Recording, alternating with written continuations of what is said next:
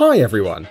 Nowadays, in the age of digital technology, any information is just a couple of clicks away from you. But have you ever wondered, can we believe in everything we find? Probably not. So here are 6 misconceptions everyone blindly believes in. Let's get it on. Vikings' horned helmets. There is a myth about Vikings wearing helmets with horns, which they supposedly used to terrify their enemies. They were indeed very severe warriors, and it was unlikely for anyone to escape from them happily.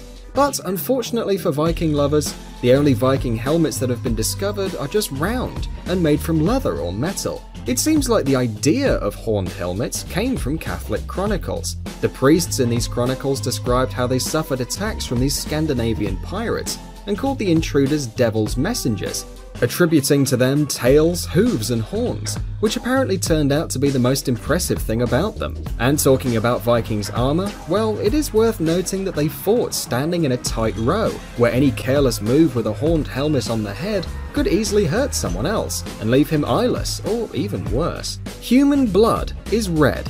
And this is absolutely true, but it turns out that there are 7,000 people on Earth with blue blood. No, they're not all aristocrats. They are just cyanotic people. The thing is, the color of blood depends on its chemical composition, in particular on the agent that carries the blood, hemoglobin. Normally, hemoglobin contains iron, which in contact with oxygen turns red. But cyanotic people have more copper in their blood, so oxidation makes it blue instead. This doesn't affect the blood's function. It still carries oxygen around the body very well, but the color is just different. And if like that wasn't weird enough, a few years ago, Canadian surgeons discovered a patient with green blood. It was immediately sent to examination, and turned out that the man suffered from sulfhemoglobinemia, a rare blood condition that occurs when a sulfur atom is incorporated into the hemoglobin molecule. According to doctors, it might be caused by the excessive use of a migraine medicine called sumatriptan. Its active substance contains sulfonamides, which could be the source of sulfur in his blood. Van Gogh cut his ear off. There is a false belief about Van Gogh cutting his ear off while being delirious. This legend even gave the name to the so-called Van Gogh syndrome, a fanciful term for self-mutilation, which may be associated with dysmorphic delusions, disturbances of body image, or psychosis. It is considered that Van Gogh suffered, obviously, from his own syndrome. But actually, the famous artist only cut a little piece of his ear, the lobe, although he did paint himself like if he was missing the whole ear. Apparently, like a real drama queen, he just wanted more of it. Albert Einstein was a D student.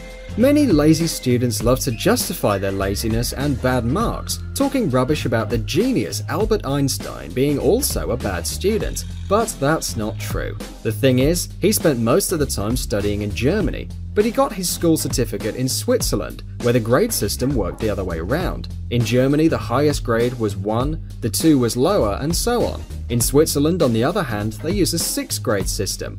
And by looking at his certificate, you can be sure that he was a really good student, especially in natural science. Napoleon was short.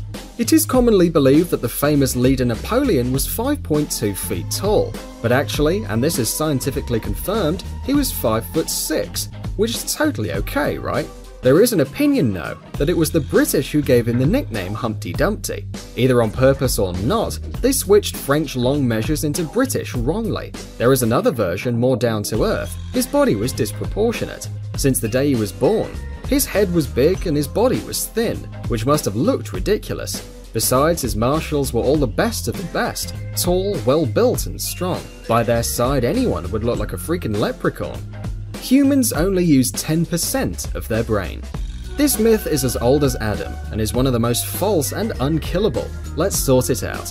In the middle of the past century, scientists decided that if a neuron produces an impulse, then it's working, and if not, then it's lazy and doesn't want to work. So, after analysing a part of the brain for neurons' working capacity, they concluded that humans use just 10% of their brains. This was obviously a mistake. They didn't consider that the human brain is a very complicated system, multi-level and highly organised. And the thing is, neurons don't have to work all together at the same time.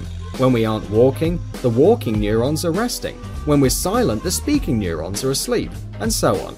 And now imagine that all of your neurons are working at once. We would start immediately to see hallucinations, to experiment all kinds of emotions, and to move all the body parts we can move. Well, yeah, not sure you want to see that.